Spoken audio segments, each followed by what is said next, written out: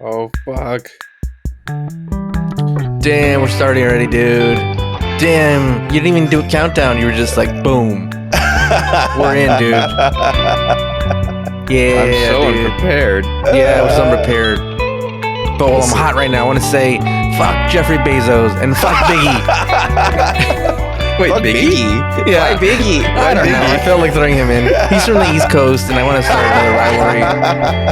Oh no, Yeah. we're not gonna have the great war of East versus West Coast Again, rappers. yeah. But I'm gonna bring that to the TNG Star Trek. multiverse. Yeah. That's one of my favorite Yeah. Futurama jokes ever. Yeah.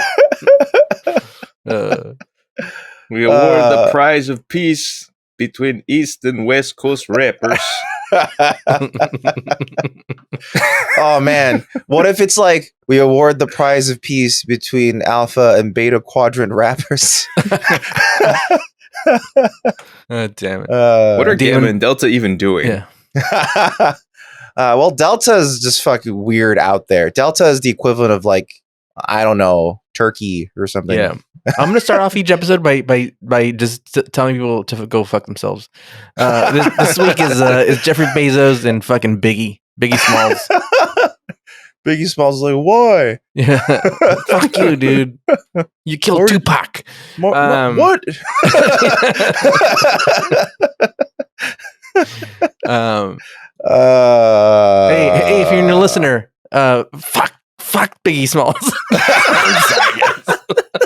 Any listener, that's the Yeah. first time that's ever really been posited on the podcast. So, Instead, I recommend finding the video Biggie buys a SNES. that's all to lead up to the line. It was all a dream. It is an Yeah, entire it's just- elaborate yeah. animation Yeah. just for that. Just just go find it and watch it. It'll be a good payoff, I promise. It is. Oh man, newbie Star Trek. That's what this is. Yeah. This is What? newbie Star Trek. Yes. This isn't the Yeah. fuck Biggie Smalls podcast. It's a very competitive market for that podcast, so we can't get into it. This is too many fuck Biggie Smalls podcasts. Yeah, You know what they say: Mo Biggie Smalls podcast, mo problems. yeah. We have a feud going with another podcast. They're a Tupac. They're Yeah. a fuck Tupac podcast. Yeah. And we're a fuck Yeah. Biggie Smalls podcast. And there's another one called Newbie Smalls. Fuck them, dude. Okay, we've gone too far. Yeah, dude. Yeah. Let's go. If you haven't listened to the podcast before, we're newbie Star Trek. Basically, Ricardo, who's the guy who hates Biggie Smalls and Jeff Bezos, I guess, has never watched Star Trek before this podcast. So this is a journey with me and Dan. I'm me, Marvin, and I that's am Dan. Dan. Yeah, that's the Dan. I'm Ricardo, and look, I need to straighten some things out about Star Trek. Oh, I don't fucking hate Biggie Smalls. Just the moment, I just wanted to throw him in there because he's East Coast. But look, I know he eventually folds into the TNG multiverse, so I wanted to put it out there. Oh man, I know Luke Picard goes into his room. So Riker has his fucking harp ladies, and fucking Luke Picard's back there in his fucking ready room, and that's how he gets pumped up, dude. He puts on fucking Biggie and Tupac, and he's like, "Yeah, fuck yeah, yeah, combine Yeah. them. Yeah. Yeah, he's yeah. Oh man, that's Welcome. definitely that is definitely the type of music Picard is into. hell yeah, dude. 90s hip hop. Yeah. Mhm. So today, or rather, I guess this week in general, because I don't know when these guys watched it, but we watched Times Squared. Yeah. Which is a pretty solid time travel mystery Really? episode. I think I call bullshit, dude. It's oh, interesting. Okay, It's a interesting. softball. It's a bush league episode. Okay. My Okay. Hot takes. Yeah, This is good. hot take. This is good. I Them like fighting baseball. I like words. when we have Yeah, differences dude. of opinion on the show. Yeah. It makes So, for it's interesting weird because discussion. sometimes you've liked it, you haven't liked episodes, and I've been like, I like this episode. I know. I like Yeah. that though. This is Yeah. why we're doing this. What are Yeah. we, different people? Yeah, yeah. What are we, Fuck. East Coast, West Coast rappers? Very good. Very good. Very good.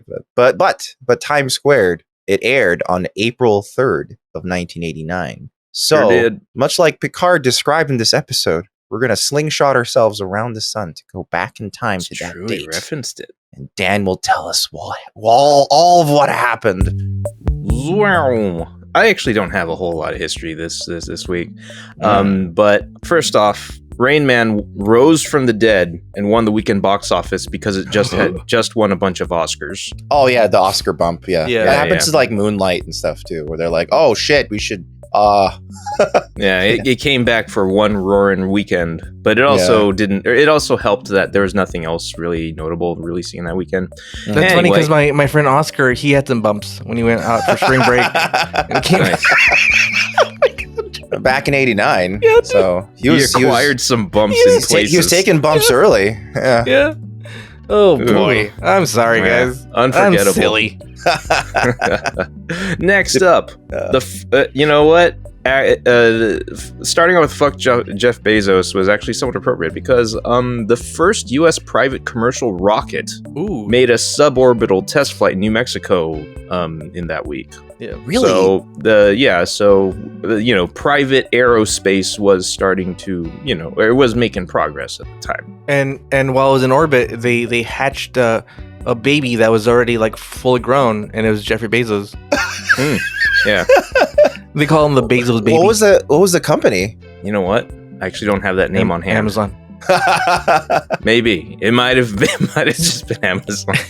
They're time traveling, just like this you know what? episode. I'm gonna look that up in just a second, but I'll just move on. Okay. April 2nd, the 5th WrestleMania was held in New Jersey, Oh. where Hulk Hogan beat Macho Man Randy Savage for the WWF Heavyweight title. Yes, that is a boo. Macho Man Randy Savage was so much better than Hulk Hogan in every way. Oh my god, in literally every way possible. They're both similarly muscled guys, but Macho Man's infinitely nicer person, infinitely cooler looking, and much better finishing move. Like, And he could cut a better promo, I say. oh yeah, oh for sure. To this day, very few wrestlers can cut a promo as well as Macho Man Randy Savage. Like, Oh, yeah. if you want an example, just look up Macho Man Randy Savage, cream of the crop. Yeah, Oh, and the dude. thing is, Careful, Oh. you gotta have your filters on in that search function though. and the thing is, It like, just depends on what site you're on when you use those terms. Well, you That's have it. you put too many words that combined. Oh god. and the thing is, like, back in the day, unlike now where a lot of wrestling promos are like almost scripted, back in the day a lot of wrestling promos were all improvisational. So he was just doing this off the cuff really well. He's Well, like yeah, he's like and the whose line is you it could anyway of wrestling. Like, you don't pre-script a promo that uses a whole bunch of coffee creamers. Oh, Randy man. Savage could take coffee creamers and turn into a freaking good promo. Yeah, so he could spin coffee creamer into gold. Basically, he was a regular Fucking Hulk Hogan's Rumpelstiltskin. finisher is just a stupid leg drop, a thing that people just do. yeah. And Well, Randy, he whispers racist things while he does it. So.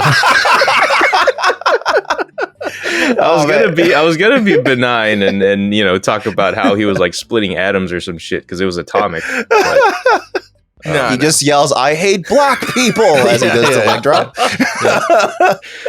oh, It's an atomic whisper. God. Meanwhile, fucking Macho Man Randy Savage flies across the entire ring as a huge man and still lands on target. Oh man, what a wrestler! Anyway, And that was the end of the history. I have waxed poetic enough about wrestlers. Oh boy, Wouldn't be the first time.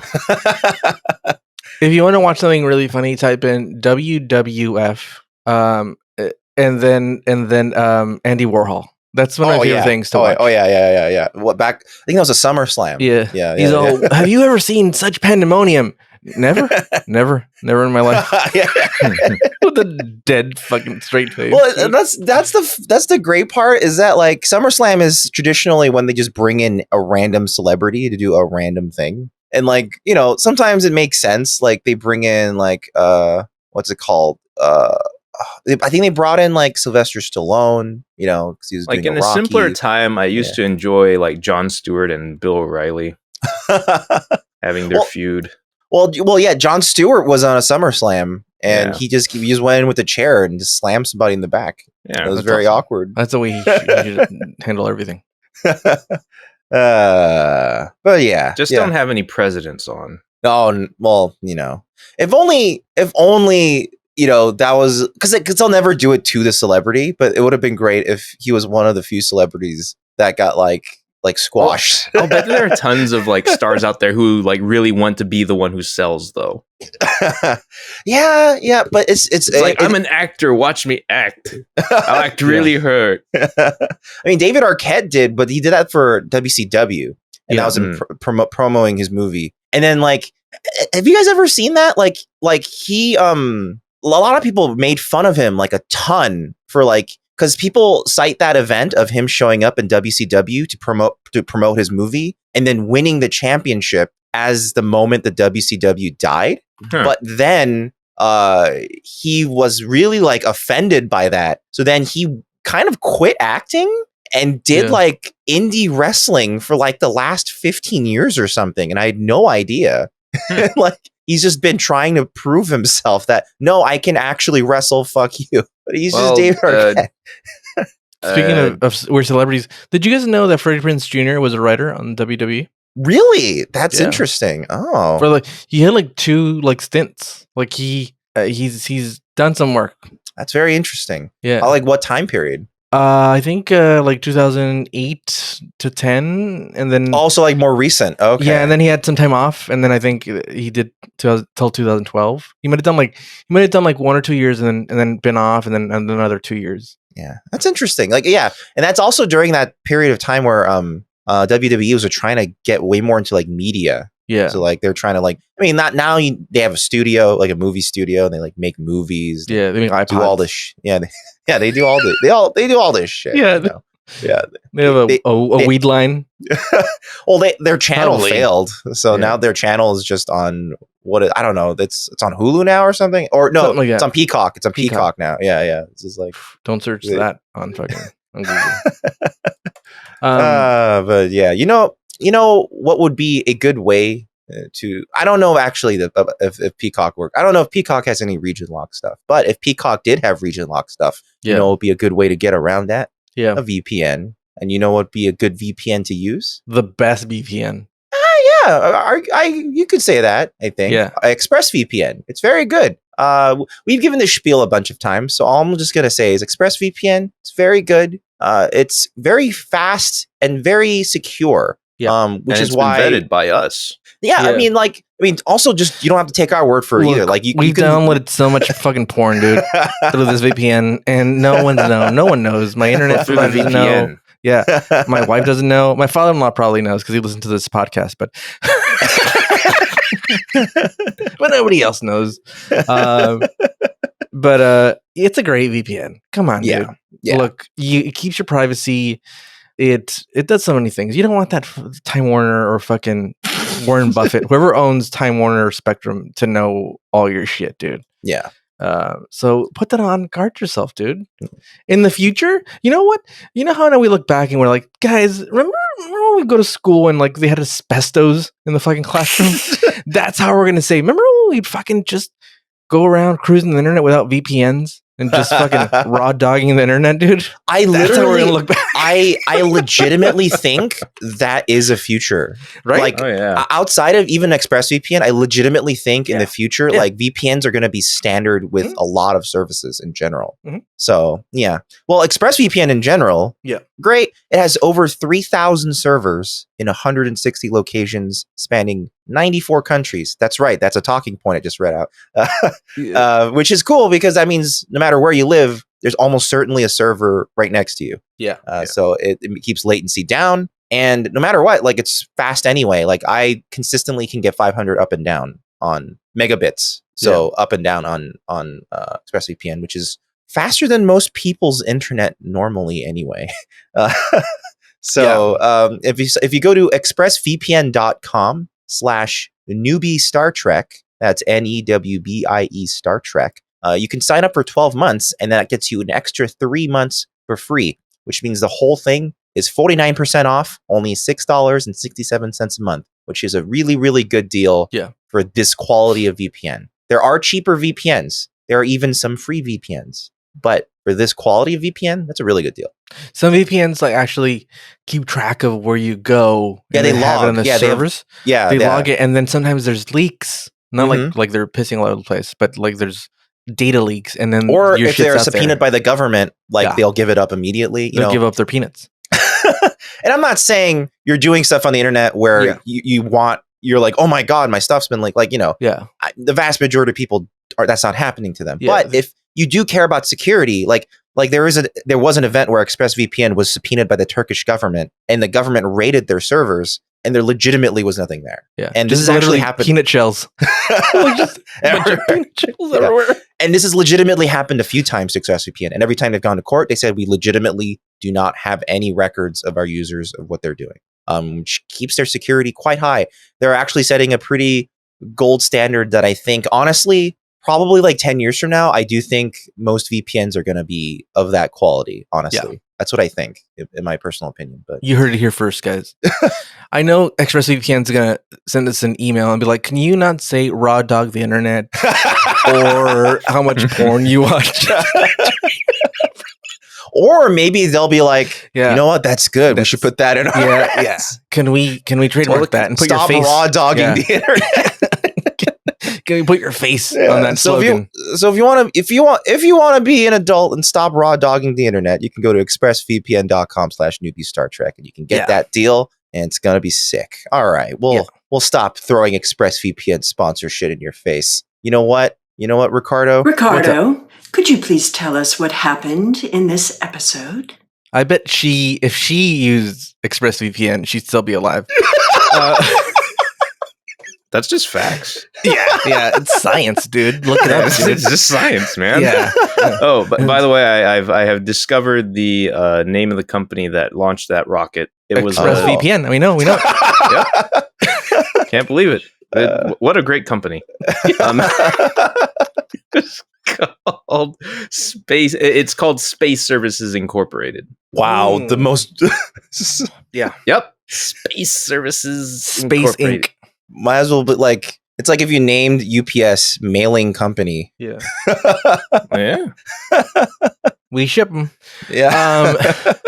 What happened in this episode? This episode started off kind of cool. I was like, oh, this is interesting. This is like the Anthony Bourdain Parts Unknown episode of fucking Star Trek. I thought like Riker. You thought it was going to be a foodie episode. Yeah, Riker was going to take us to like this place, all these like planets, and because it starts with like, what are these guys? I'm already forming a theory, and this is a theory about Ricardo. Oh boy, dude! Yes, I'm high right now. What is the other theory? No. My theory is that if Ricardo gets excited about a potential like episode idea in the first couple of minutes and he doesn't get it, he's gonna hate the episode. Ah, damn it! I feel like I don't want to be that way, but yes, probably. Yeah. Although I'm now imagining an episode where like it's like a Ratatouille, but it's Star Trek. You know? Oh man, that'd be kind of sick.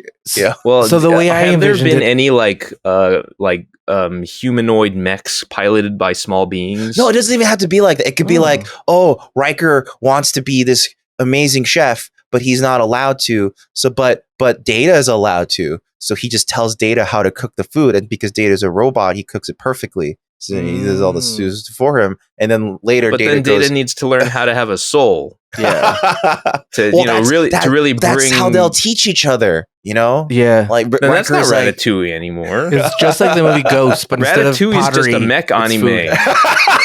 Yeah, that's true. Ratatouille is just Big O. Ratatouille is just a mech anime, with man. food.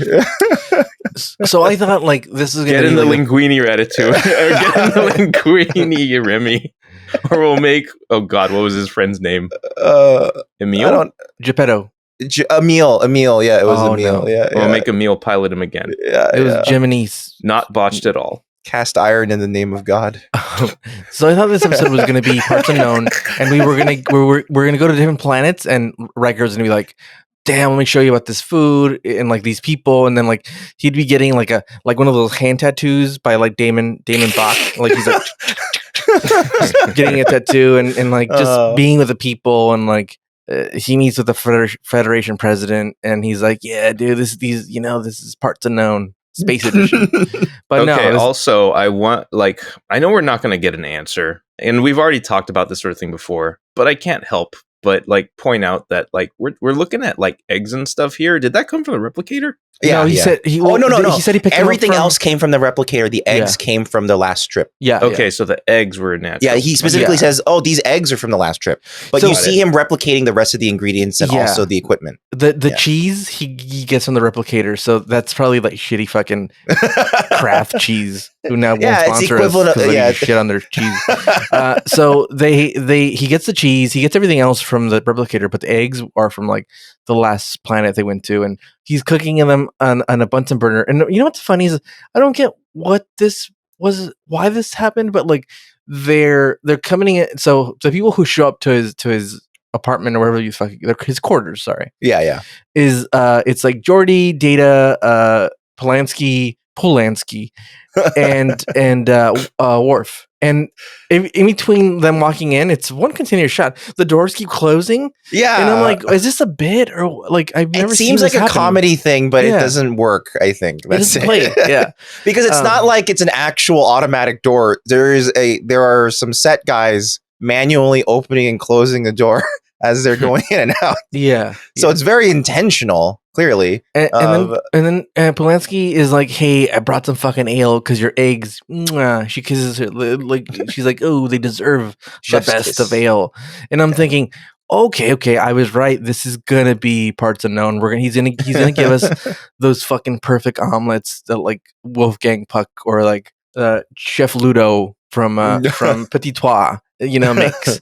I'm like, I know where this is going. The best omelets. And then he proceeds to make the shittiest fucking omelets known to mankind. No joke, man. It looks so bad. So bad that Worf liked them. That's how bad they were. But it's also to the point where they're clearly not omelets. It's just scrambled eggs. Exactly. And then even like good scrambled eggs, it's like somebody imagine like it felt like Data was making these eggs, and they're like, so you just crack the eggs and then you just kind of cook them and it's fine. And like he's like, I've never cooked the eggs. That's how it looked, and I'm like, how did you survive cooking for yourself? my favorite shot of that sequence is when Riker pours like the eggs onto the griddle, and it's like, you have a practiced hand. And it looks like complete shit. It's just a puddle it's a malformed like he's just pouring it on the griddle. Yeah. He's like scraping the fucking griddle. Riker's a fucking shit chef, dude.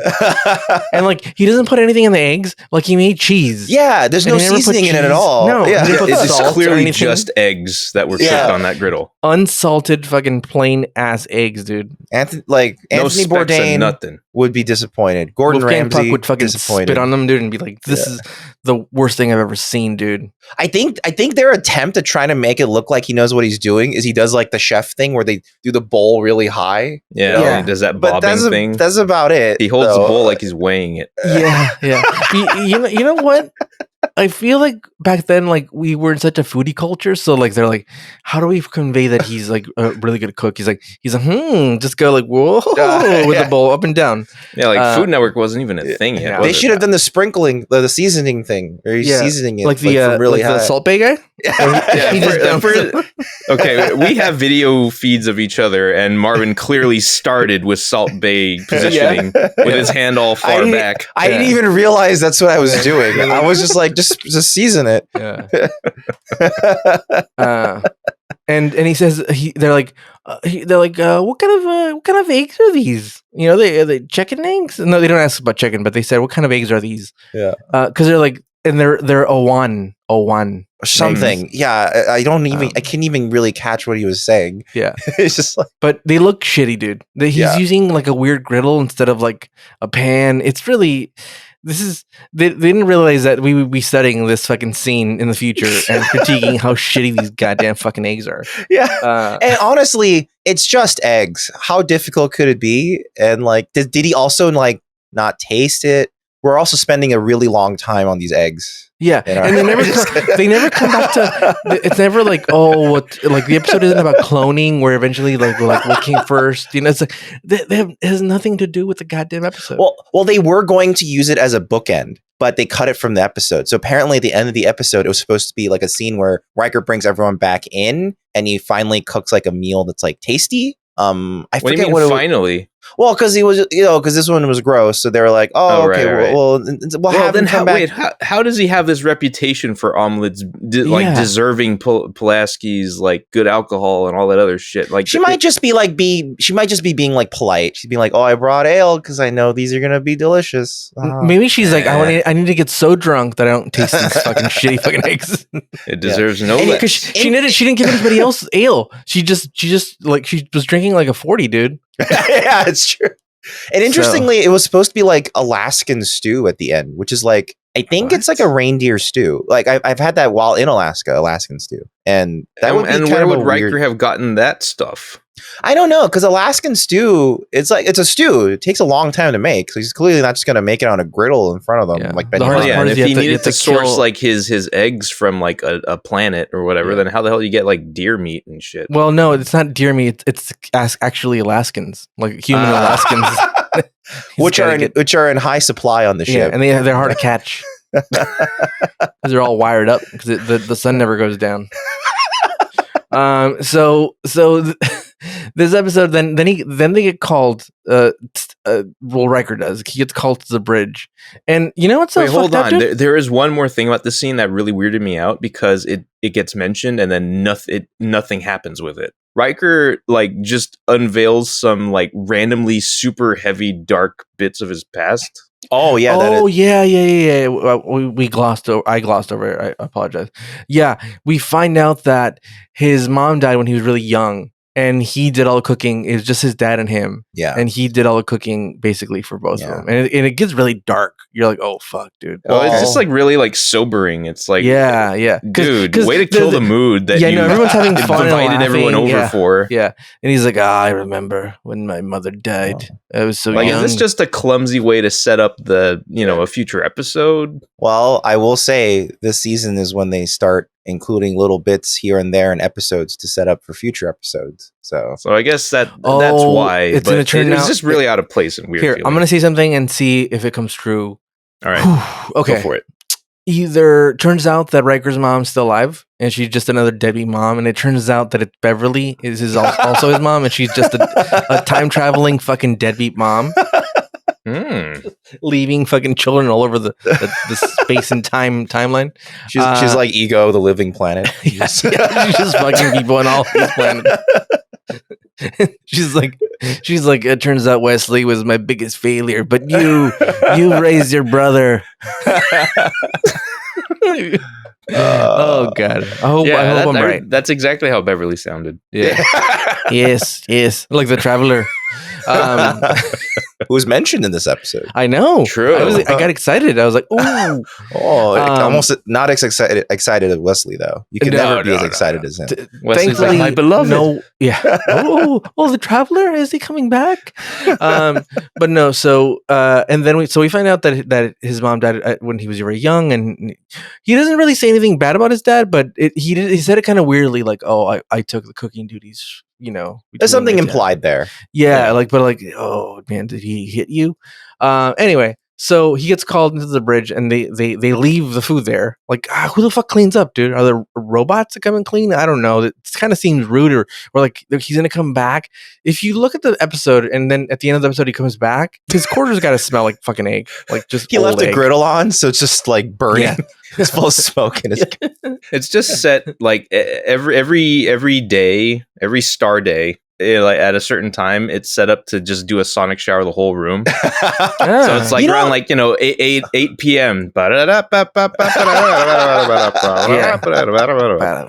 I imagine that like as a future convenience, I could definitely imagine that happening. Honestly, robots or sonic showers? No, like a sonic shower of like a room, like like it like vibrate cleans the room. Yeah, it's like a self-cleaning oven.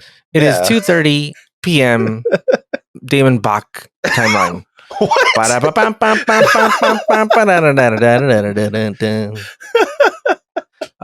What if it's I don't really know. dangerous and you Yeah, have yeah, to clear yeah, the room and yeah. the area before it starts, or else you're dead? It just evaporates you. So then he goes to the bridge, and the first thing that comes to mind is like, that's fucked up, dude. He didn't invite the captain to get fucking eggs. Such a dick, dude. They're That's supposed to be true. best friends, and he didn't invite him or Well, anybody else. I think Picard on purpose doesn't attend many social functions in general. It's easier for him to sacrifice these people when the time comes. Well, he's just a weird. He's very introverted. That's all. Like He's I can relate. I can be like, yeah, you know, I don't want. He's have also Earl maintaining Grey. boundaries with his with his subordinates. That's also true. Yeah. He's trying to maintain a professional distance. Yeah. I guess. So this is when like the episode starts to get a little bush league for me. So he gets called in, and again, there's always something out there hailing them or some bullshit thing, and they never learn. These guys never fucking learn. They're always like, well, let's fucking poke at that, see what happens. Let's pull that thread. And it's like, no. Sometimes things like, look, that'd be hilarious if they find the shuttle and they're like, why is it doing here? Yeah. And Picard goes, I don't know, and I don't care to find out. They fly away. And he's like, he turns to Jordan. He's like, I can't see anything. Can you? Jordy's like, touche, Captain, touche. And then they just fucking fly away. Oh, sonic shower again. And so they got this thing, and there's a shuttlecraft just fucking barreling out of control. It's just doing spins and loops. Yeah, it's hilariously spinning like crazy. And maybe that's why when they find out who's in there, that's why he's all unconscious, because he's been doing so many goddamn spins. The G's must be massive. So they get ready and they beam it in and they suck it into the shuttle bay. Yeah. And they go and Riker's like, all right, I'm gonna go see what's up, dude. Let's go shoot whoever's in this thing, dude. Which is what they should do, because look, this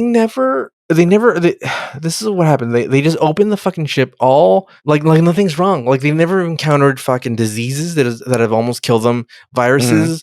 Mm-hmm. It could be fucking some of those aliens from season 1, those butt suckers. Oh yeah. So they don't know anything. They just open the shuttle thing. It's like, oh, let's fucking check there's this no out. quarantine procedure for it either. They just bring it in. When they brought in those dudes, those Benjamin Button people, remember they had them in bubbles? There's no bubble around this thing, dude. Yeah. I think, okay, so this is a problem I've always had with the show. I think the shuttle bay in general is extremely unnecessarily dangerous. Yeah. Because like the way it functions is that it has physical bay doors, right? But then when you're just putting things in and out, it uses a force field, right? Mm-hmm. How many times on this fucking ship have we seen the power cut out? Yeah. And they also talked about how force fields are insufficient to contain things like a virus. Right. Yep. So why is it okay for a shuttle bay in the vacuum of space? I feel like it should be like any space vessel, where they have a double compartment, like a mini compartment for bringing it in. Then you close both doors, then you then you pressurize it, then open the other. Why don't they have that procedure? I always wondered that. Yeah, you could just have an airlock. Yeah, why not? An airlock. I never understood that. I always wondered too. Is like, okay, if the shuttle bay is the airlock, then why is everyone just standing around in it? Well, here's an easy answer. It saves time. Yeah. Also, and like even in the episode where the Yamato was fucking up, he said like he lost like 10 engineers because they were hanging out in the shuttle bay and the force field turned off. And that was them like subtly acknowledging how stupid it is. That was a regular Sunday. They put that in there for you, Marvin. It's just like, what? But we're still going to use it because it saves time. We'll still just stand around in this extremely dangerous room. We don't have time to watch the anime transition sequence across the airlock every single episode. I'm always scared for them when they're in there. We don't need to watch Voltron form every time. Except you kind of do in those shows. Yeah, you Like do. that's. I forget everything I just said. You don't watch Power Rangers to not watch the transformation sequences. Even Well, the enemies watch the transformation I sequences. know. Yeah, they're You're like, very patiently. Everybody looks like Winona Ryder when she was up there for the Emmys or something. What a pull. What's funny is I knew exactly what you were talking about immediately. Oh man, she's just dumbfounded by the shit she's watching, dude. I won an award. Like what? Like you don't act like that unless some sort of substance is in you. Something was inside. What was it? Yeah. Yeah. Oh yeah. They open the shuttle like nothing's fucking wrong. Like they don't have a care in the world. and Polanski calls Riker over, and Riker's like, Captain, and he's all what's that, number one? And he's like, are you on the bridge? And he's like, yeah. Where else would I be? And he's like, well, I think you should be in Shuttle Bay 2. And Picard is in there. There's 2 Picards, dude. 2 Picards and fucking 1 cup, dude. And 1 saucer. So Picard goes down there and he looks at himself and he's like, what the fuck? And what Riker just did though is one of my personal pet peeves. Which you have to see this for yourself. You better come take a look at this, Captain. Like, what is it? It's the equivalent of just come down here. I can't explain. Yeah, There's no time. The equivalent of like, hey, give me a call when you can. And you're at work and you're like, well, what's wrong? And they're like, just give me a call later. We'll talk later. And you're like, God, damn it, dude, just someone fucking died, dude. Just name the subject now. And then and then they're like, question: are these dishes in the dishwasher? Are they clean or dirty? It's like, motherfucker, you leave a message saying it's not important. It's a trivial fucking question, and then say, but when you get a chance, call me. Just something trivial. That way, I'm not worried and thinking somebody fucking died. Yeah. When in reality, it's just the stupid fucking dishwasher question. I hate it, dude. I've yelled at so many people for that. Like, you don't do that, dude. So now, like, when like friends or something will be like, hey, dude, give me a call. It's for a stupid reason. So it's a stupid question. And then I'm like, okay. Yeah. Nothing to worry about here. Yeah. Then I call and they're like, dude, you've been fired. Has anyone, I was gonna ask, has anyone, it's a common trope in movies and shows, but has anyone in real life ever told you there's no time to explain, let's go? Not no time to explain. I don't think that's literally ever happened to me. It's happened to me once. Oh, really? Like what? Yeah. This is before I must have been like a teenager. Because my friend came over and he said, well, so I hung out, my friend group included my cousin who's older than me. And anytime my cousin was going somewhere, I instantly had like carte blanche on like what I could do. Like literally like if they're like, oh, Tony's going, okay, you don't have to tell us where you're going or anything. We know you're safe. Oh, okay. Like, okay. It's one of those and things, even though like I was not safe at all. But one time my friends and my cousin showed up and he's like, there's no time to explain, get in the car. Oh. And then I got in the car and we ended up in Tijuana. Oh, okay. So, that's fine. Yeah, but it was a fun thing. But but like it was 2 hours of like, well, we're in the 5. What do you mean there's no time to explain? And they're like, dude, don't worry about it. And but see, he's doing that to you for fun, not as like an actual like this. That's actually a Simpsons joke where Nelson says, "There's no time to explain," and then midway through running over to wherever they're going, he stops to take a drink of water and says, "Are you sure you can't just tell us what's going on?" No, I said there's no time to explain, and I stick by that. But that's the only time that I've heard it. I'm trying to think if I've heard any time else. No, I think that's the only time. There's no time to explain. And then got in a car, drove for 2.5 hours, and ended up in Tijuana. It's a good story. But besides that, no one's ever yelled at me. One time an old Professor Doc Brown showed up. Get in the car, Marty. And I'm like, I'm not Marty. And he's like, there's no time to explain. Get in the fucking car. But yeah. So anyway, there's no time to explain because we didn't write this as the start of another movie. So Picard shows up and immediately this whole episode, he's like, he doesn't want to believe that there's 2 of him, or like he's very disturbed the entire episode. Yeah. And his older version, or like well, we find out really quickly that this version is what, like 6 hours ahead, right? Mhm, Right. Yeah. So it's like it like looped him back in, right? Yeah. We find out. But is it me or does the old Picard, we'll call him old Picard for the sake, because it's he's 6 hours Yeah. ahead. Yeah. Old Picard, when they're in the close-up, he looks really old. Yeah. They put some makeup on him to like make him like look kind of fucked up, I think. Yeah, they But- kind of like grayed or purpled him a little bit. And his hair is a little bit more ruffled. It's not as smoothly like flattened For a and, while, it's like, is this like a stunt double that they got for the shot? Like, why does he look so weird? He almost looks bloated. One thing I did notice they do is that for Picard's or present Picard's shots, they use a regular normal lens, and every time they're doing old Picard, like a future Picard, they're using a wide lens, so they're making his head look a bit bigger. Oh yeah, I and- see that. I see that. And I see I'm that. not sure if they're doing that out of practicality because it's just easier to shoot that way, but it did help like make them physically look different. Like Picard lying, the future Picard lying down on the table definitely has a different, less put together look.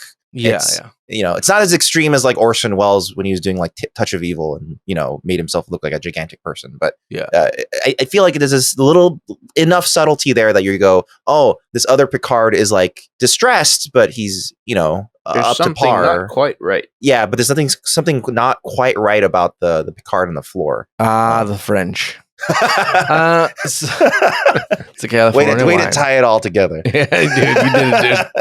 I didn't know where it was going, but you fucking tied it in together, dude. No, you did. It was you. Oh, well, you know me, dude. I love California wines. So they take him, and Polanski's like, hey, he's got a heartbeat, so this guy's alive, but it's kind of weird. His pulse is weird, and I'm thinking, that's odd. That's very odd, but okay, sure. And then Deanna Troi stays behind. Like everybody leaves, and he's there with her, and he's like, "Hey," like he basically like looks at her, and she knows exactly what he's. They have like a thing, and she's like, "I feel him, but nothing I can put into words, and like I can't." He's like, maybe when he gains consciousness, I'll know if it's you or not. Right. But he's like, we'll find out later. So he has Data and Geordi scan the ship to see what the fuck is up, and so like my head's spinning now, and I'm like, okay, this is interesting. Like there's time travel involved. Okay, is the shuttle time travel thing? And at one point, like Data's working on it and like shorts out, and I'm like, oh no, it's gonna clone Data as well. And then at one point I was like, okay, so it's not an Anthony Bourdain scene, it's a multiplicity scene. You know what I mean? We're gonna get multiple versions of people that go to work on it. Like me and Miles O'Brien will show up, and there's two of him, and then they're like, well, we have two of them, put one in each transporter room, and let's get Statham in here and clone the shit out of him. And then we'll never be attacked ever again because they'll just beat the shit out of people. But no, it was just time travel, old timey idiot time travel moves. So this thing keeps shorting out, and they realize like they put a converter with a thingamajig and the blah blah, and they find out that the ship is basically from the future, like 6 hours in the future. Yeah. And they do all of that very dangerously. Like, like a huge electrical thing explodes. Yeah. And you think they'd be like, oh, okay, from now on, when we turn it on, we'll use a stick. No. To poke it from a distance. But basically the only safety procedure Data says is, Geordi, you might want to step back. Yeah. Take a step back. Yeah. Like you may be a robot, but you can be destroyed too. And Data's like, eh. He's like, Geordi, take this 4x2. If you see me get shocked, you just knock me off this thing, dude. Just try my hand. Yeah.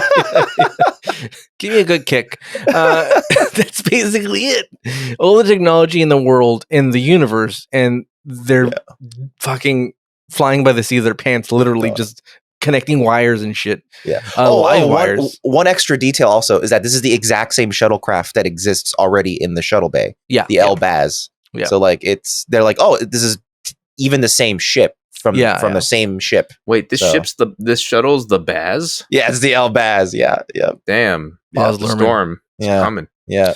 Yeah.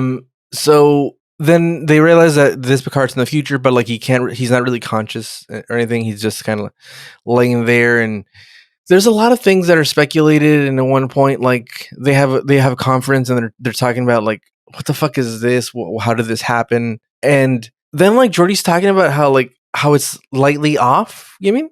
But it doesn't make any sense to me. Like it's just like it's like the timeline's off. but like nothing specific, and like he shows video and like things that are out of focus, basically. That's yeah. like, I think they use the term phase a couple of times to try to everything imply, like his brain is out of phase, the power is out of phase. They just use that using a lot. buzzwords because he doesn't know what's going on. And so he's like, it's phasing, we're out of focus, this timeline's out of focus. Captain's paradigm is shifted. His paradigm shifted. He's throwing synergy around a lot. And they're like, I don't think you know what it means. I have to socialize this information with the rest of the crew. We got to use synergy to get the other departments together and synergize. But Jordy, how will this affect our mind share? Oh no, was that common? No, my mind share is fine, thanks. Hey guys, I'm here again. It's just me coming through.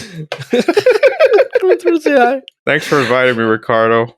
My good friend.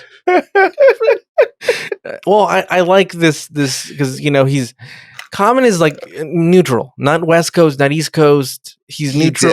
He's just there. He's just there, Yeah. He's common. It's the name. It's the fucking name. He's the everyman. He's every man. Yeah. He's the common rapper. Yeah. He's no bitch ass Biggie. God damn it, dude. So, oh no. Oh. So they're like, oh, Jordy's right. This thing is phasing. We got to get the synergy going. And so they're like, basically, they waste fucking like half an hour to just realize like, oh, we're gonna rent. Like they're like, well, what's gonna happen in 6 hours? What the fuck's gonna happen? And they basically just figure out that they're gonna go into a dark, a black hole. Some sort of weird vortex. A space butthole. It's a weird vortex that appears suddenly, which is the weirdest thing to me. It's like, why does it appear suddenly? And why can't I thought, they detect oh, okay. By the end of the episode, they're going to figure out that love is the universal language. And that's... We're all behind a bookcase. Yeah. Nice. And it turns out that fucking old Riker is going to talk to his fucking mom through love. Oh, you thought they were going to connect the beginning part. Yeah, yeah, dude. Yeah, I thought this I'm like fucking Christopher Nolan, that bitch ass fucking director and writer. He stole it from this fucking episode. And I was wrong. I let my imagination run wild, and again I was disappointed. But I only have myself to blame. Damn me. I like it though. I like this running wild. Yeah. Because I hear these ideas and then I go, you know what? That is an interesting idea. Yeah, all those could easily become like, fine episodes. I want it to happen. Yeah. But yeah. You want your Ratatouille episode. Yep. So I fucking hate Pixar, by the way. I want to put it out there. You guys don't. Ugh. They've only made 2 good movies. They've made in The Incredibles 1. Incredibles 2 is barely good. And Toy Story. I'll take one and 2. So you don't. I so hate you like Wall-E. What about 3? You don't like 3? 3's look. All the Toy Stories are okay, but they're getting out of hand. Like too many. Did you see 4? Did you see 4 as well? I haven't seen the last one with Keanu Reeves. Oh, okay. Yeah. Yeah, that was maybe I'm wrong. Maybe they're gonna get really good, like the Fast and the Furious movies, and then they'll have a spin-off where it's like the Rock's character will show up. For some reason. Actually, you're not the even Rock and far Statham, off. dude. The Rock and Statham show up. Hobbs and Shaw, fucking Fast 9 meets Toy Story. Boom. Oi, fuck this spin-off idea you're having though, that's not even far off though. Like they're definitely setting that up. And there's definitely Fast and Furious toys out there. Yeah, that's for sure. Okay. They should combine immediately. Yeah. I mean, look, Disney's buying up a lot of shit, dude. Just do it. Just buy up Universal and combine it with the Marvel universe, dude. And then finally we'll have Dom Toretto hooking up with fucking Groot and fighting people, dude. Man, the bigger the family, the merrier. Yeah. He punches through time to fight like King the Conqueror. I am family. He is family. We are family. So anyway, so I thought, man, this is going to be a good episode. The whole love thing, Riker, goddamn it, they're going to make cry at the end because he's going to finally this is gonna happen. It turns out that he causes his mom's death because of the whole time travel thing, and he feels guilty. But it gives him time to say "I love you" and meet her and like have a moment before she dies, and we all cry and we're fucking. Our hearts are like fuck. Our hearts, clear eyes, full hearts, can't lose. Type shit. But no, dude, bitch ass fucking episode doesn't end that way. He just zaps. Look, I'm gonna fast forward through this bullshit, dude. None of this shit matters, dude. Old Picard's like, I'm a mute. I'm like Frankenstein, and I can't talk.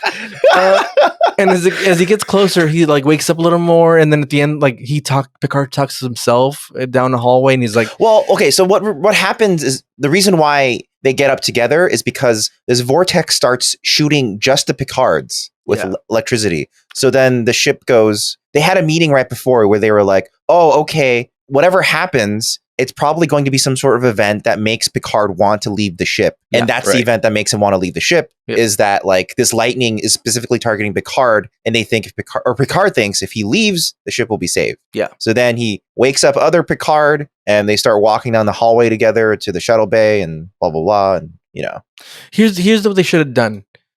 This whole show preaches, and again, guys, if you are fucking hardcore Star Trek fans, I love the show. I love the show, but sometimes they make some stupid moves, and this is what they should have done, dude. And this is now like real world me thinking logically. This starts happening, and I'm Riker. I go, Captain, we're gonna fucking jettison you out of the shuttle bay. We're gonna turn off the power, and we're gonna suck you out, dude.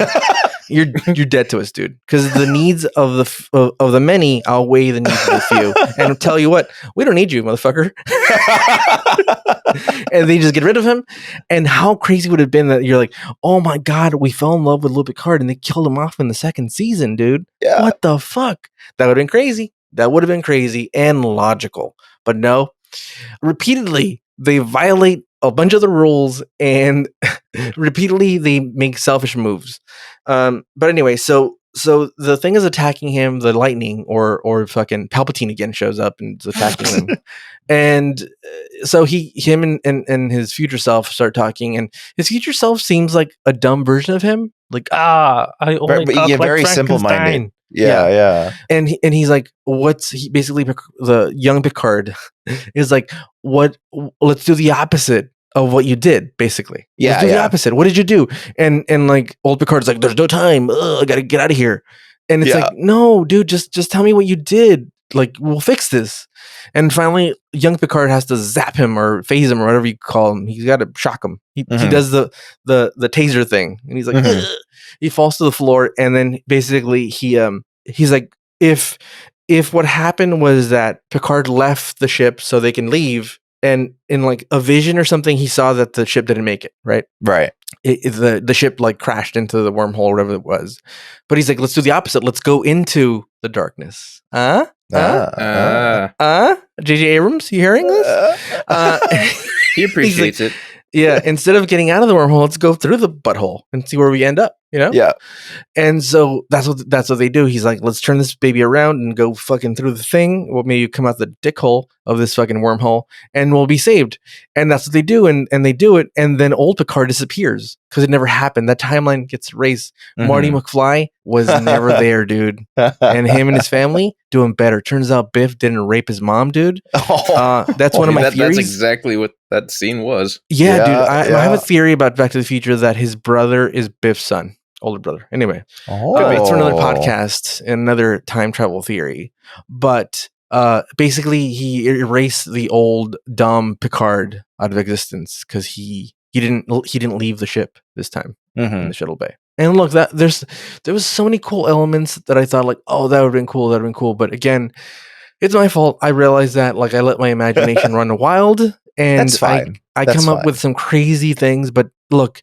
For this being second season, this was a softball episode for me. Like, okay, nothing really happened. Like we didn't. I can totally understand. We only learned one thing out of this episode. For me, is that we learned emotionally like that Riker maybe is a certain way because he wasn't raised with two parents. His mom wasn't never there. He was raised by his dad. Maybe he's a certain way because of that, and maybe we'll find out later, or we'll find out his mom was in this wormhole and he killed her. You should We write won't- for the Flash. yeah. So I'm curious to see where that leads, but that's the only thing that this episode gave us, and I wanted something bigger. I wanted like a bigger idea, maybe. But it didn't totally suck. It just was a softball episode for me. Okay. I wouldn't even rate it negative. So like we give 10 starships. Right. Usually under 5 is negative. I would Mhm. rate it maybe like a 6. I'll rate it Okay. 6.5. Okay. I'm Okay. going to go 6. 6.5 is too much. I think that's 6. fair. I think that's Yeah. fair given what your expectations of how it's set up. I mean, that, Yeah. and again, it's Also, we established like, okay, the measure of a man, even though they didn't measure anybody's dick, is a good episode. Like that's right. prestigious. It's at a standard. Yeah, set a standard. So now like I'm judging everything by that. Like, oh, how close was that to that? Like if that was a 10 It's starship, not. Yeah, it's not really Yeah. close to a measure of a man. For yeah, sure. or No. anywhere near it, like in the ballpark, I would be like, Yeah, oh, that's yeah. cool. So when it's stuff like this, like I'm like, I want more. I want a bigger ideas, maybe. I don't know. Yeah. More Well, character stuff. Unfortunately, it was supposed to be a bigger idea thing, but it may not have been in the way you liked it because the episode ends and they go, oh, we'll never know where that vortex came from. How strange. Yeah. There was supposed to be an episode a few episodes from now that explains in another weird time travel-y thing Mhm. that it's actually Q, and Q Oh. was doing it the Oh. whole time. And I Q was don't- supposed to have been like, oh, you mean that thing? That was just a test. I just wanted to see what you would do. Wait, so And the then- payoff was supposed to be like an offhand confirmation later that But, it was like, Q. But like it all incorporates it was supposed to all incorporate into it in a back to the future type of way where you see the events happen and blah blah blah. Oh, okay. Oh, so in that would have been some- cool. See, Yeah, That see, is and then baller. the Q episode would have been a Back to the Future too. Yeah. So Yeah. this episode was originally meant to be some sort of like setup episode because even though a plot happens, like you say, it sort of resets to zero. But that's Mhm, because the other elements that were introduced, like this vortex and the fact that, we see some of Riker's backstory, Yeah. those are supposed to be setups for later episodes. Yeah, In yeah. fact, the Riker thing is a setup for the very next episode. But the vortex thing was supposed to be like, remember that thing? Blah, blah, blah. The problem is that, again, Gene Roddenberry intervened and said, I don't want that. I want these to be like kind of self-contained episodes. I don't like that idea. Let's get rid of it. And Netflix doesn't exist yet. yeah. And then Maury was like, why? I hate that because he was just like Maurice Hurley, I should say. I thought you were talking Maury Povich. He said, "Gene, you're not the father." And he's like, "Thank God." Maurice Hurley was just like, that ruins the ending because then you go, what the fuck? We don't ever explain the vortex. Yeah. So And they don't. Yeah, and that's why I would give this like a 7 because I think the overall conceit of it is actually pretty cool, Yeah. except there's no explanation. It's almost the same explanation as like no, because even the gambling episode had an explanation. It was just delivered stupidly. Like it's just literally out like- of nowhere. The Royale was the answer is aliens, Yeah. You know what they could have done? They weren't saying it was aliens, but it Instead was of but it was doing- aliens. instead of doing the Picard show. I don't know if it's good or not. Eventually, I feel like we'll get to it. Right? Like eventually, I'm thinking, God if willing, if eventually we'll get there. If it doesn't, I think it would be next after this series, right? Because it follows See, Picard that's as well. that's a thing I've been thinking about. Like, what would be next after this show, right? Like, would we go back? I mean, obviously, we would do the movies, right? Because Yeah, that's chronologically immediately after Yeah, the show, yeah, so you yeah. have to do the movies. right. But then I wonder, would we go backwards to old series? Would we go directly afterwards to Deep Space Nine, which is like also chronologically right after the show? But does any of those shows, do they link up with Picard? Because if they don't, then we should just do Picard next and then go back to the beginning, like Tarantino. We start in the middle, we fucking jump around and shit, and then we This would find out probably that there's require nothing some nothing in the opinions briefcase. from people I mean- who have seen everything and can Yeah. tell us how I relevant. mean, DS9 does connect to TNG pretty directly. But does it affect a future episode? Does it affect the movies or does it affect Picard, the show? It does affect the movies. Okay. Yeah, that's the thing. Like, it's like Voyager Enterprise. It's kind of in their own little bubble, so you can kind of ignore them. DS9 actually ties pretty closely in with TNG. Not like directly, but like their events, referenced, characters appear. Certain timelines only happen because things happen in TNG and also in DS9. What is the time period of DS9? It is generally after TNG, but Like it's happening. but not very long after, because they're It's happening during the characters TNG movies. So like TNG movies are taking place after TNG ends. Okay. DS9 takes place kind of right after that too. So Okay. because like Miles Well, maybe- O'Brien's still around. yeah, Me will go in order. I mean, but I think we'll have a better idea once we're closer. Yeah. But you know, Probably. yeah. Because Picard, to be frank, references TNG, but is really not. That's it. Also, another thing is Picard includes a lot of characters that you would have no idea who they are if you didn't watch Voyager.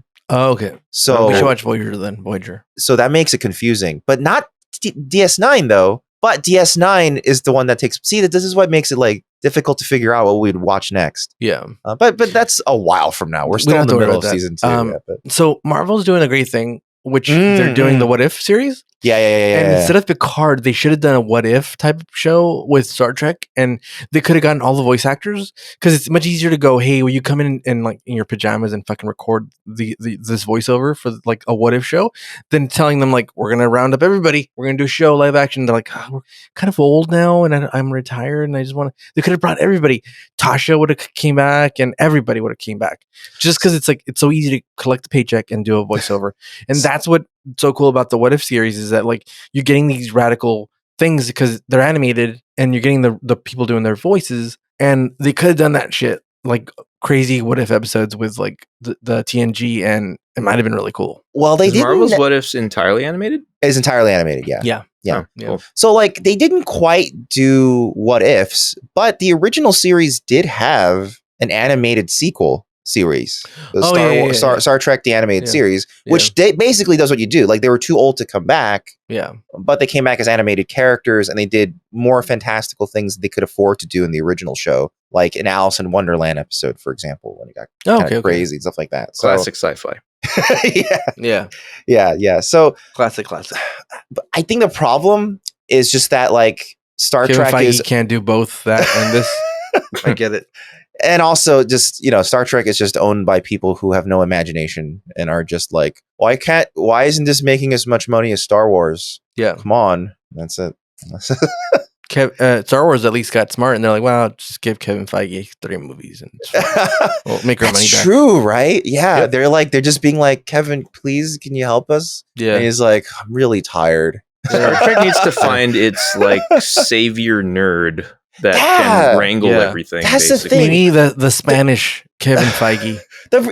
Spanish. Old Paco. Kevin Feige. Yeah. But the thing is, Paco Sanchez or something, well, I have a cousin named Paco. That's the reason why Kevin worked, because he's a genuine fan of Marvel comics, like in general. But instead, they were like, you know what? Who's a big fan? That guy. What guy? The guy that's already doing the Star Wars fucking movies. Then this like J.J. Abrams. God damn it, dude. With his goddamn lens flare. I guess he did those first. I mean, like Star Wars Kennedy. fair. What's her name? Something Kennedy. Robert F. Kennedy. Catherine Kennedy. Is that her Catherine name? Kennedy. Yeah, she's not Kathleen? a fan. Kathleen Kennedy. Yeah, that's what I'm thinking of. she's not a Star Wars fan. No. She's just a general producer of Steven Spielberg movies. She's a fan of money. Exactly. Yeah. It's just we all are, But get like what's a her role? fan. Yeah. She's the Kevin Feige of Star Wars. Yeah. Oh, okay. Yeah, and it's well, just now like, Kevin Feige's a Kevin Feige Star yeah, Wars. well, But you know what's so funny is you should make a movie about Benjamin Franklin, because she's got her, dude. Because like she's a fine producer. Like I mean, she's produced a lot of like really successful, excellent movies. Have her keep It's doing just- Indiana Jones. Have her over there it's doing just that shit. she clearly just isn't passionate or understands enough about this type of major franchise. That's just all I'm saying. But Do sequels to Howard the Duck. Come on. hey, Everybody wants that shit. if you did it well, people would go for fucking Guardians of the Galaxy. Chip Starsky did a good Howard the Duck run. You can just make a there's movie out of there's it. actually quite a good amount of really good Howard the Duck content you could draw from if you cared. We need more. We need more duck titties. Just remember those? It's just a fact. Yep. Science. Science, dude. Hey Dan, what would you rate it? I think I'd go with you on a 7, but I It feels like it's been an eternity since we were actually talking about the episode.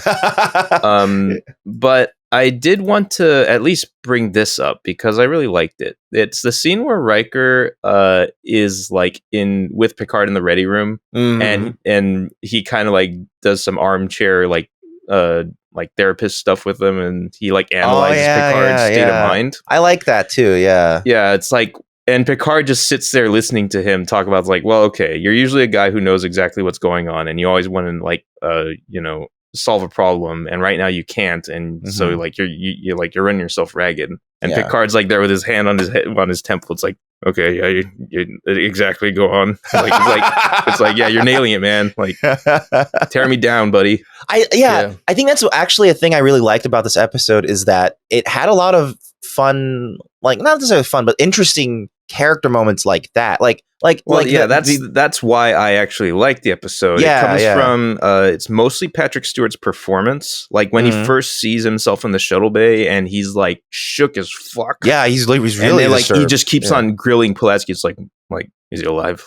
Yeah, what the hell's going on? Like, what the fuck? He hates him. He hates himself. He's got self-hatred. Well, I actually thought that's honestly mentally a part of it because and then there's like something that we haven't talked about at all that was present in the episode is like he has this like struggle because he can't bring himself to believe like why the fuck would I leave my own ship? How could I do such a thing and abandon my crew? Like what the fuck happened? I need to know what the fuck happened. All Daniel Plainview. I've abandoned my child.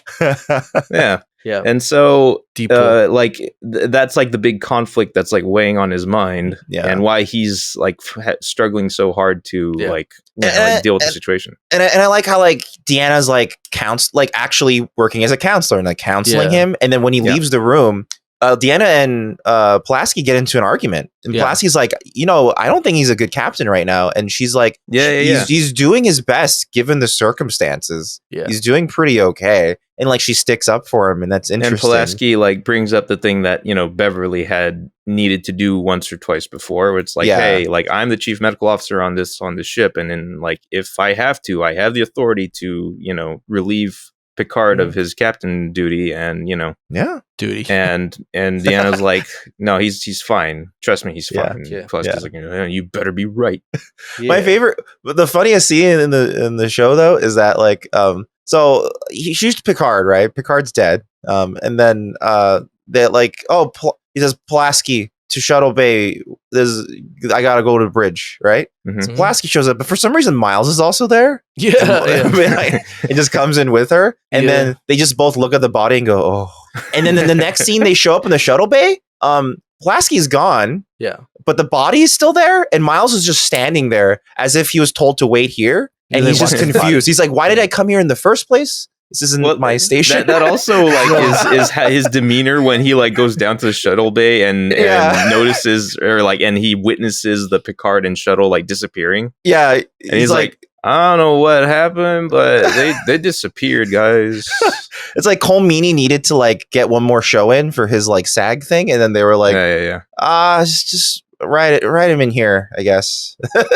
All right, I have like a vague, rough theory for why Picard acted the way, or like why the alternate Picard acted the way he did, and like how this time travel shit supposedly works. Oh, okay, go for it. I think that like the 6-hour like shift when he gets thrown back in time, it feels as though they intended for like if you get sent back by the vortex, back in time, you are no longer you are out of your time and therefore unnatural and in an altered state. And so like that's what that out of phase stuff is. Right. And it's also why nothing can act naturally anymore, because since they're no longer in their time, all they're doing like it's almost like some weird universal thing where like the physics work differently or something. And also like all the subjects that are out of their time like start innately acting in an instinctive manner to try to get back to where they were. Like there's a really good time travel movie called The Philadelphia Experiment. You should guys,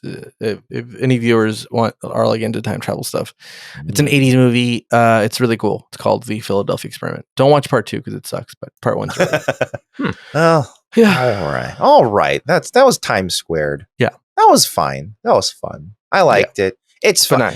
having a variety of opinion is the spice of the podcast. Yeah. I like it. I like So- the party. So that's been an episode of Newbie Star Trek. Thanks for listening, everybody. If you've been liking the podcast, it'd be great if you could go to like Apple Podcasts or Podcast Addict and give us a review. That would help us a lot with those newfangled metrics that help keep us competitive with Are they other really podcasts. newfangled? No, they're not newfangled at all. But Okay. they're actually quite old, but Canada, do your thing, dude. Make us number one. but also only if you feel like it. No pressure, you know. Yeah, well, if Yeah. you like it, still leave us a shitty rating. I don't give a shit. It still Yeah, helps metrics. I actually, it is very nice when we get a nice review. But it's also interesting when we get a review that has some critique and we're like, oh, interesting. So, yeah. you know, I usually agree with it.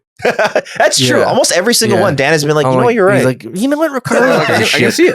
I can see that. Yeah, but if you want to contact us more directly, maybe even ask us a question that we can answer on the podcast, you can reach us at contact@newbiestartrek.com. And if you send us a question, we might read it aloud on the podcast. We might answer it. Yeah, if you have we'll a question for Common, yeah. Yeah. Oh, Send it hey, all in. I'm coming. Hey. it sounded like a Bobcat Goldthwait.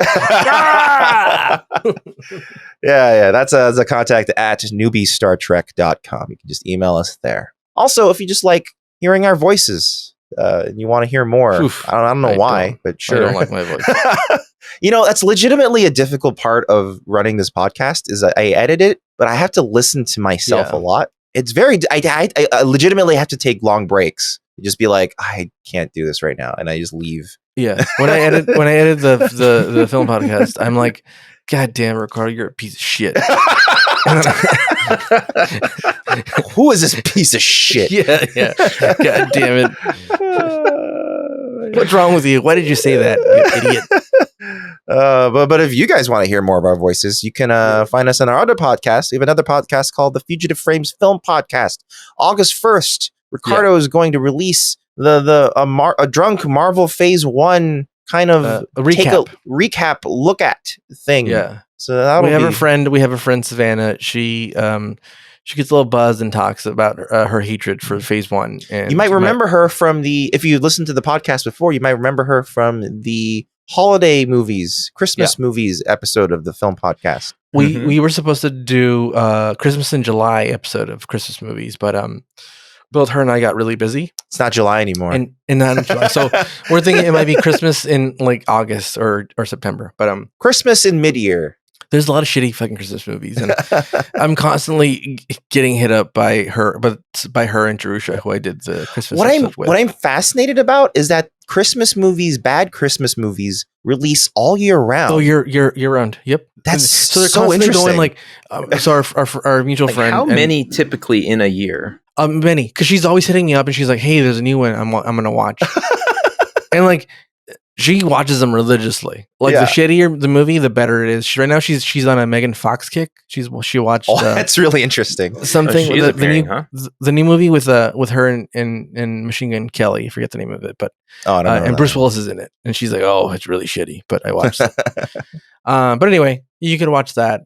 You could watch us talk about stupid movies at the Fugitive Frames Film Podcast. Yeah, and also we have a YouTube channel, Fugitive Games, where we're doing Let's Plays. Games. Yeah, it's about we play games. We actually did a stream of the Great Ace Attorney Adventures. I had a lot of fun with that. It's very interesting to play a Phoenix Wright game. One, with new characters, and two, the characters aren't the archetypes you're used to. So it makes for a really interesting, different story. You should play 5 and 6, man.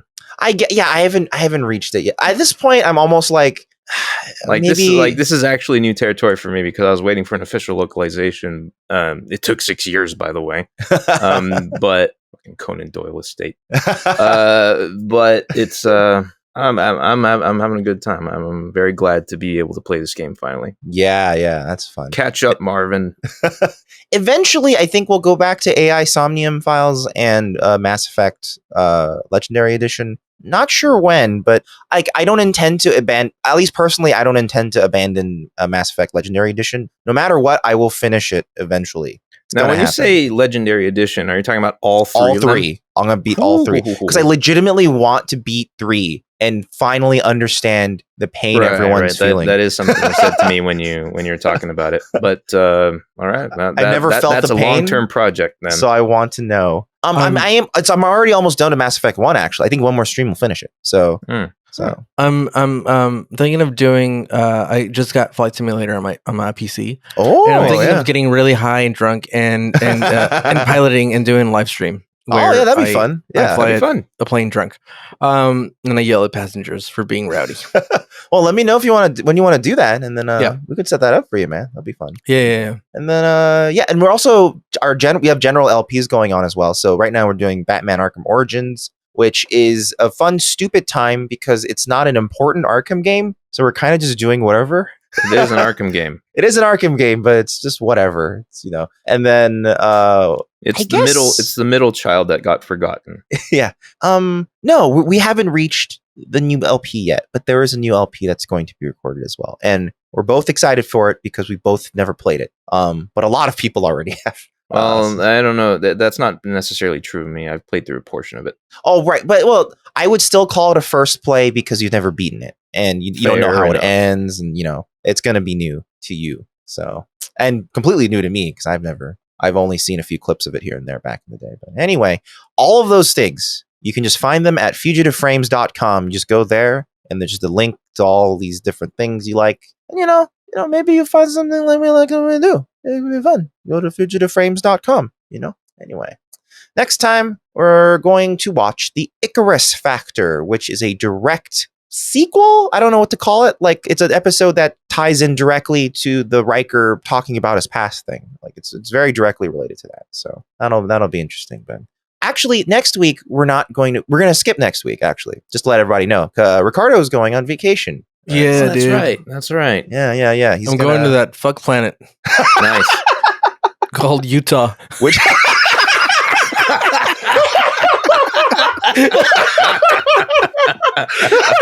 Oh, that was well done. That was very good. You're not even wrong in some ways, Yeah. Oh boy, that got me good. Oh, because I was gonna say which one. Yeah. I was like, Yeah. Yeah. So we'll see you guys not next week, but in 2 weeks from now. But when Ricardo's back from fucking. Yeah, sit tight. Yeah, if you get really lonely without us, just send us an email. Yeah. You can interact with us on Twitter and all that shit, dude. Yeah. If you guys are bored. But until then, if you guys are bored, download that fucking VPN. Watch some of that sweet Fox content on Disney Plus that's hidden. If you look, if you're a new listener and you've gotten this far, look, get that VPN we told you about in the beginning of the fucking episode. Then log into your Disney Plus account using the VPN like you're in Europe. So say you're in Europe. And then log that in, and you're going to unlock all the Fox movies. That's a really sweet deal. Yeah, that's watch yourself. And this is how you know that it's actually a good product because we're still talking about it. Yeah. And ExpressVPN is actually like one of those VPNs where they keep up to date with their IP addresses. So it's not even Netflix can keep up. Like they just Netflix. can't, Netflix doesn't even know what to hit them, dude. They're like, it's common. I'm here working at Netflix. All right, everybody. We'll see you guys in 2 weeks. Stay safe until then. Icarus Factor. We'll be back. Goodbye. Onagachamas. Yeah, gotcha. Catch them all. Pokemon.